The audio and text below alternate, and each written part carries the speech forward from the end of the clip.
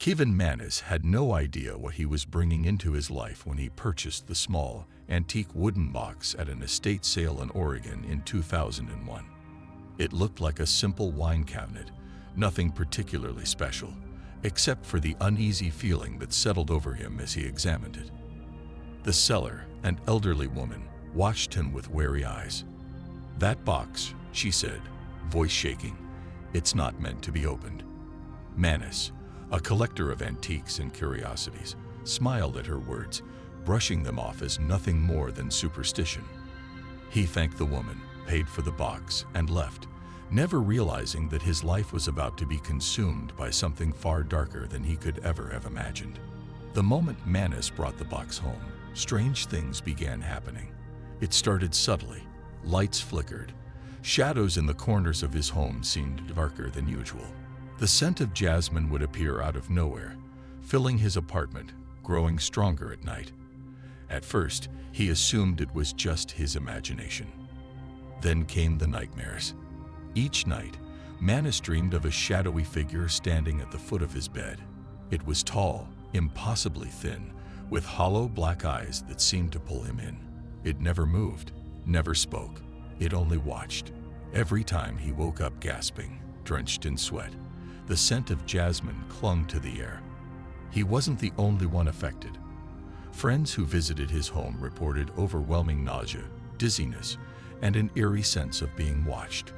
A coworker borrowed the box for a day, only to return it immediately, looking pale and shaken.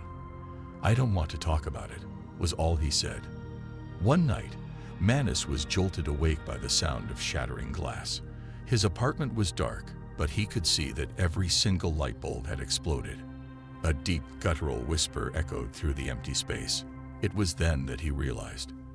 This was no ordinary antique. Determined to rid himself of the terrifying artifact, Mannis sold the box. But the horror didn't end there. The new owner, a middle-aged man, lasted barely a week before he frantically called Mannis. His voice was shaking. "I don't know what's wrong with this thing," he whispered. "Every night, I hear scratching inside the box. I see something in my house. My girlfriend won't stay here anymore. Please, take it back." Mannis refused. The box passed from owner to owner, each one experiencing similar horrors: unexplained illness, terrifying visions, near-death experiences. A museum curator who purchased it for his collection began suffering from vivid hallucinations. He saw dark figures crawling on his walls, heard whispers echoing through the halls. His health deteriorated rapidly. Within weeks, he suffered a stroke. A young woman who received the box as a gift collapsed unexpectedly one evening, gasping for air. Doctors couldn't explain her sudden respiratory distress. Another man, a skeptic who prided himself on debunking paranormal claims, agreed to take the box for a month. On the third night, he woke up to find himself covered in deep scratches, his bedroom filled with the overpowering scent of jasmine. His once solid skepticism crumbled. "I don't know what this thing is," he admitted, "but I want it gone." As the Dybbuk box's legend grew, paranormal investigators sought it out, eager to uncover its secrets. One team of researchers attempted to capture audio from the box, placing a microphone next to it overnight. When they played back the recording, they heard it: low, breathy whispers, speaking in a language none of them could recognize. Another investigator, determined to prove it was all in people's heads, touched the box with his bare hands. That night, he suffered from severe sleep paralysis. He awoke unable to move, his chest weighed down by an invisible force. When he finally managed to break free, he saw something standing in the corner of his room. A tall, shadowy figure with piercing black eyes. The terror continued. Electronic devices failed in the presence of the box. Photographs of it would distort, faces appearing where there should be none. A psychic who examined it refused to stay in the same room, claiming that the box housed something ancient, something that should never have been disturbed. One investigator took the box into a sealed room with no windows or outside interference. Within an hour, the temperature in the room dropped suddenly, and the sound of knocking echoed from inside the box. He left without ever returning. As more stories emerged, it became clear that the Dybbuk box was not just a haunted object. It was something far worse. In Jewish folklore, a Dybbuk is a restless, malevolent spirit, one that clings to the physical world by attaching itself to an object or a person. The stories of the Dybbuk box seem to match the old legends perfectly. Terrified of what it might be capable of, a group of religious scholars decided to intervene. A rabbi performed a sealing ritual, attempting to bind whatever was inside. The box was wrapped in layers of protection and hidden away in a secret location, where it remains to this day. But even locked away, its curse lingers. Despite the efforts to contain it, the Dybbuk box continues to inspire fear. People who research it report experiencing nightmares, sudden illnesses, and unexplained accidents. Even those who have never touched it claim to feel its presence. Theories about its origins continue to circulate. Some believe it was used in an ancient ritual gone wrong, binding a dark force within. Others suspect it is tied to a forgotten tragedy, the suffering of a lost soul seeking vengeance. One thing is certain, no one who has encountered the Dybbuk box has ever remained unchanged.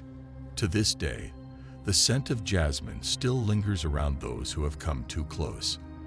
The nightmares never truly fade, and those who dare to speak of it often find themselves trapped in its shadow, unable to escape the feeling that they are never truly alone. It always begins the same way. A knock at the door, late at night. The soft, polite voices of children asking to be let inside.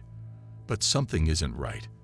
Their skin is too pale, their movements too stiff. And then there are the eyes, completely black. No pupils, no whites, just endless darkness. The legend of the black-eyed kids has haunted people for decades, with reports spanning across the United States and the United Kingdom. The stories are eerily similar, always involving strange children appearing at night, asking for permission to enter. Those who refuse describe an overwhelming sense of terror. Those who let them in, their fates remain uncertain. The most well-known case dates back to 1996 in Texas. A journalist named Brian Bethel was sitting in his car outside a movie theater one evening, writing a check, when two boys knocked on his window. They were around 10 or 11 years old, dressed in hoodies. Bethel immediately felt something was off, but he couldn't explain why. The boys asked him for a ride home so they could get money to see a movie. Their voices were calm, polite, yet something about them felt unnatural. The way they spoke, the way they stood there, waiting. Then, as he looked closer, he saw their eyes, completely black. An overwhelming wave of fear gripped him. He didn't understand it, but every instinct in his body screamed at him to leave. The boys continued to insist, telling him that they couldn't come in unless he said it was okay. Bethel's hand moved toward the door lock, seemingly against his will, but at the last moment, he snapped out of it. He threw the car into reverse and sped away. When he glanced in the rearview mirror, the boys had vanished. After Bethel shared his experience, others began coming forward with similar stories. People across the US and the UK recounted terrifying encounters with black-eyed children, always describing the same details: their pale skin, their hypnotic voices, their desperate pleas to be let in. Some claimed they appeared on their doorsteps late at night, knocking persistently. Others saw them standing outside their windows, staring in with empty, soulless eyes. And for those who gave in, those who let them inside, their lives were never the same. A woman in Vermont was one of them. It was a snowy night when she heard knocking at her front door. She peered through the peephole and saw two children standing outside, a boy and a girl, no older than 10. They looked lost, shivering in the cold. She hesitated, but her motherly instincts took over. She opened the door. "Our parents will be here soon," the girl said. "Can we come in?" The woman felt uneasy. Their voices were emotionless, flat, but she didn't want to leave them outside in the cold. She stepped aside and let them in. The moment they crossed the threshold, she felt it, a wave of nausea, a sudden pounding in her head. The children sat on her couch, motionless. They barely spoke, only asking for the bathroom. Then the power went out. The woman lit candles, trying to ignore the fear creeping up her spine. Her cats, normally calm, were hissing, their fur standing on end. Then she saw them. The children standing in the hallway, watching her. Their eyes, once hidden in the dim light, were now fully visible. Pitch black, bottomless voids. "Our parents are here," the boy said. The woman turned to the window. At the edge of her driveway stood two tall, shadowy figures. She blinked, and the figures were gone. When she turned back, the children were standing at the door. They opened it and stepped outside, disappearing into the night. From that night on, the woman's health deteriorated. She suffered from chronic nosebleeds, dizzy spells, and strange hallucinations. Shadows moved in her peripheral vision. She felt watched, always. She moved out of the house within a year, but the nightmares never stopped. A man staying at a roadside motel in Nevada had a similar experience. He had just checked in when there was a knock at the door. He assumed it was the motel staff, but when he opened it, two children stood there. They were dressed strangely, like they had walked out of a different era. "Can we use your phone?" one of them asked. The man felt a jolt of fear. He had no reason to be afraid, yet his body screamed at him to shut the door. The children didn't move. They didn't blink. "We can't come in unless you say it's okay." His hands trembled as he slammed the door shut. He stepped back, his heart racing. Minutes passed. He looked through the peephole. The hallway was empty, but sleep didn't come easy that night. He left the motel first thing in the morning and never spoke of what happened. Theories about the black-eyed kids range from the supernatural to the extraterrestrial. Some believe they are demons, bound by ancient rules that prevent them from entering a home unless invited. Others think they are interdimensional beings, slipping through the cracks of reality, appearing in places they don't belong. Some even suggest they are part of a government experiment, a failed creation let loose upon the world. Skeptics argue that these encounters are nothing more than urban legends fueled by the internet. But those who have seen them, those who have felt that unshakable fear, are convinced that the black-eyed kids are real. The most terrifying part: no one knows what happens to those who let them in. There are accounts of people who claim to have suffered from strange illnesses after encountering them. There are reports of homes plagued by unexplained activity, objects moving on their own, whispering voices in the night, electronic devices malfunctioning.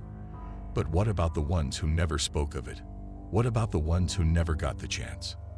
There are stories, whispers of people who disappeared after opening their doors to these strange, unnatural children. Neighbors report seeing them the night before, but by morning, their homes are empty, abandoned as if no one had ever lived there. No signs of struggle, no notes left behind, just gone. Maybe somewhere out there, someone is still waiting for an answer. Or maybe they were never seen again. It was a cold February night in 1977 when firefighters responded to an apartment fire on the 12th floor of a Chicago high-rise. When they arrived, they expected to find an accidental fire or maybe a forgotten cigarette that had ignited the furniture. But what they found instead was a gruesome murder scene that would defy all logic and ultimately be solved by the most unlikely witness: the ghost of the victim herself.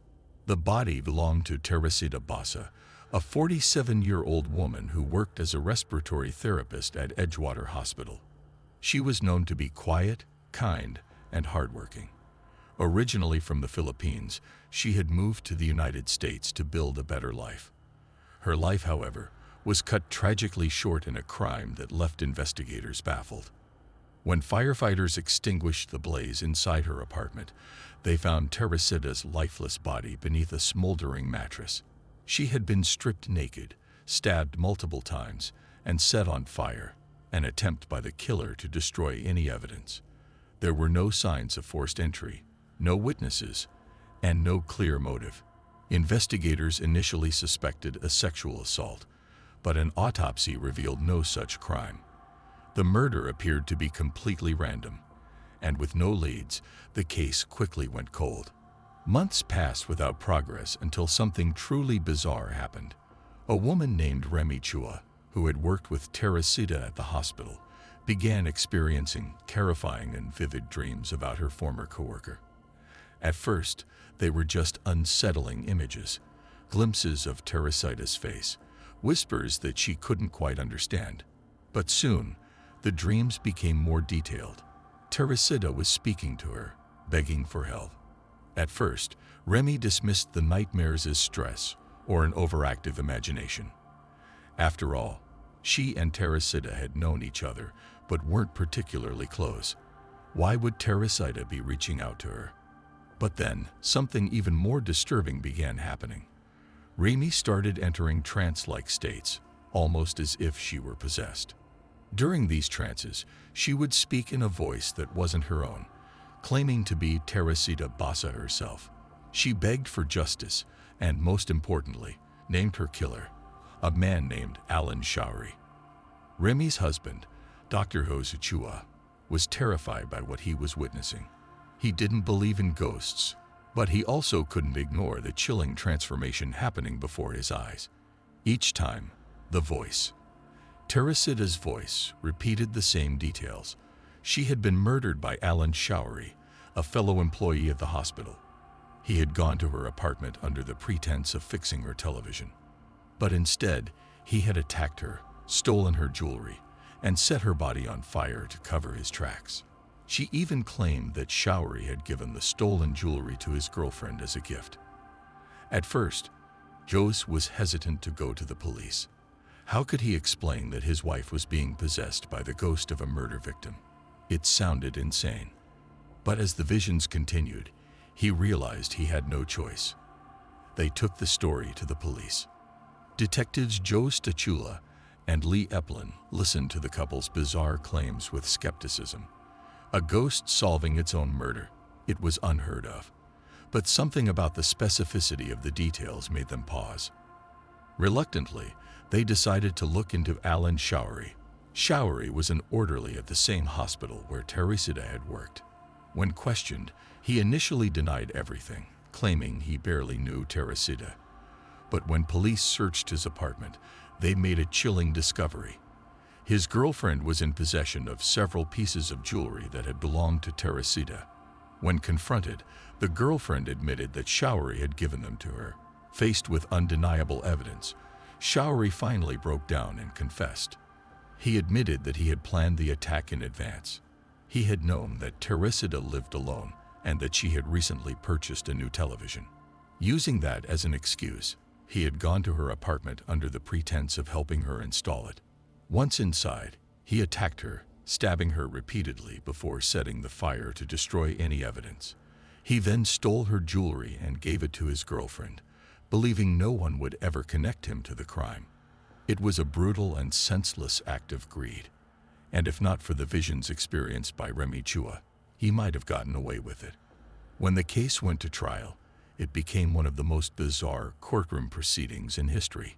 The prosecution presented the damning evidence, the stolen jewelry, Showery's confession, but the most shocking detail remained: how the case had been solved. The defense, naturally, tried to discredit the story. They argued that Remy Chua must have known something about the crime and fabricated the possession story to get attention. Despite the incredible circumstances, the evidence against Showery was overwhelming. The first trial ended in a hung jury, but as public pressure mounted, Showery ultimately pled guilty to murder and robbery in exchange for a lighter sentence. He was sentenced to 14 years, but ended up serving only 5 before being released. To this day, the case of Teresita Basa remains one of the most puzzling and chilling murder investigations ever recorded. It is one of the few documented instances where a ghost allegedly helped solve its own murder. Even decades later, the mystery of what really happened with Remy Chua remains unsolved. There are many theories. Some believe that Remy had unconsciously pieced together the crime through small details she had overheard at the hospital, even if she didn't realize it. Perhaps Teresita had mentioned Alan Showery in passing, and Remy's mind had connected the dots without her realizing it. Others believe that Remy had some form of dissociative episode, where her subconscious mind took on the persona of Teresita. Psychological phenomena like dissociative identity disorder or suppressed trauma might explain her strange trances. But then there are those who believe the simplest explanation, that Teresita's spirit truly did reach out from beyond the grave to bring her murderer to justice. Whatever the truth may be, one fact remains undeniable. If not for the visions, Alan Showery might have never been caught. And to this day, those who hear the story of Teresita Basa can't help but wonder, if spirits can communicate with the living, what else are they capable of? The North Atlantic Ocean is known for its relentless waves and unforgiving weather. It is a place where the sea takes as much as it gives, where legends of lost sailors and ghostly ships are whispered among seafarers. But among the many maritime mysteries, few are as haunting as the unexplained disappearance of the 3 lighthouse keepers of Eilean Mor. In December 1900, a relief crew arrived at the Flannan Isles Lighthouse, perched on the isolated Scottish island of Eilean Mor. What they found would puzzle investigators for over a century. The 3 keepers, James Ducat, Thomas Marshall, and Donald MacArthur, had vanished without a trace. The lighthouse was eerily silent, the fire long extinguished, the beds undisturbed. The only sign of life was a half-eaten meal left on the table, as if the men had been interrupted. But interrupted by what? There was no sign of struggle, no evidence of foul play, and no bodies ever washed ashore. The only clues were the last few entries in the logbook, which spoke of a terrifying storm that brought fear and despair. Yet, according to official weather records, no such storm had been recorded in the area at that time. The Flannan Isles Lighthouse was manned by 3 experienced keepers at any given time, with a 4th rotating in and out during periods of leave. On December 15, 1900, the steamer Arctur, passing through the area, noted that the lighthouse beacon was dark. This was unusual. Lighthouses were the guiding stars of sailors, their lights never supposed to fail. A few days later, on December 26, the relief vessel Hesperus arrived at Eilean Mor to bring supplies and rotate one of the keepers. The crew expected to be greeted by the usual sight of the lighthouse keepers standing at the shore, ready to assist in unloading. But as they approached, something was wrong. The island was completely silent. The relief crew called out, blew the ship's whistle, and even fired a flare. But there was no response. Growing uneasy, they sent a small team ashore. When they reached the lighthouse, the front gate was closed. Inside, the scene was unsettling. Everything was in its proper place, yet there was no sign of the men. Upon searching the lighthouse, the men found more strange details. The kitchen table was set, with chairs pushed slightly back, as if the keepers had stood up suddenly. A single untouched meal sat on the table, cold. The clocks had stopped. The beds were neatly made. The logbook revealed something even stranger. The last few entries were unlike anything the keepers had ever written before.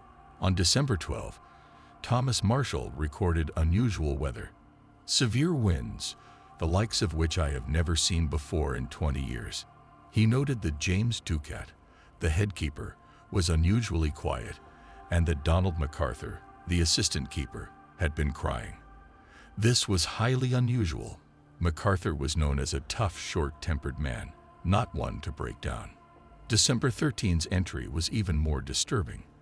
The storm rages on. All 3 of us praying. Lighthouse keepers were rugged men, accustomed to the brutality of the sea. For them to be praying suggested unimaginable fear. The final log entry, dated December 15, was only one chilling sentence. The storm has passed, but we are afraid. The relief crew searched the entire island. The lighthouse's door was locked from the inside, and all 3 oil lamps were cleaned and refilled, meaning the men had not intended to leave for long. The only notable damage was a missing life buoy and a section of railing torn away near a steep cliff. This led investigators to speculate that the men had been swept away by a massive rogue wave. However, there were problems with this theory. The waves would have had to be impossibly large to reach that high up the cliff. And even if 2 of the keepers had been caught in the water, why would the third have also disappeared? The golden rule of lighthouse keeping was that one man must always stay inside in case of emergencies. It made no sense for all 3 to have gone outside at once. Over the years, countless theories have emerged, each more unsettling than the last. One of the most accepted theories is that the men were victims of a freak wave, an extraordinarily large wave capable of striking without warning. Some researchers believe that MacArthur, known for his short temper, may have run out in anger and been pulled into the sea, with the other 2 rushing to save him, only to be taken by another wave. Another theory suggests madness. Isolation and harsh conditions have been known to drive men insane, and some speculate that paranoia, cabin fever, or even violent conflict led to a fatal fight. Perhaps MacArthur's breakdown in the logbook hints at a psychological unraveling that turned deadly. But some believe something more sinister happened on Eilean Mor. Stories of strange lights and whispers in the wind have long surrounded the island. The Flannan Isles have a history of supernatural folklore. Ancient tales speak of fairies, spirits, and otherworldly forces haunting the land. Some theorists claim the keepers were taken by something not of this world.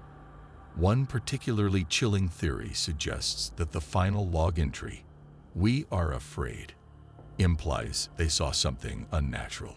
Could it have been an unknown sea creature, a ghostly presence, or something far beyond human understanding?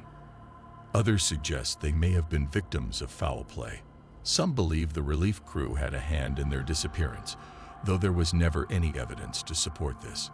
Another theory involves pirates, though nothing was stolen from the lighthouse. More than a century later, the mystery remains unsolved. The bodies of James Duquette, Thomas Marshall, and Donald MacArthur were never found, and no definitive explanation has ever been agreed upon. The Flannan Isles Lighthouse remained operational until it was fully automated in 1971.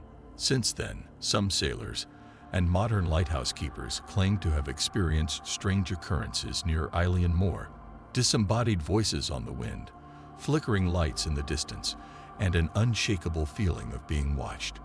Today, the mystery of the vanishing lighthouse keepers of Eilean Mor stands as one of the most haunting disappearances in maritime history. The sea, vast and unforgiving, has claimed many lives, but the fate of those 3 men may never be known. Whether it was nature, madness, or something beyond human comprehension, their disappearance remains an enduring enigma, a ghost story written in the waves.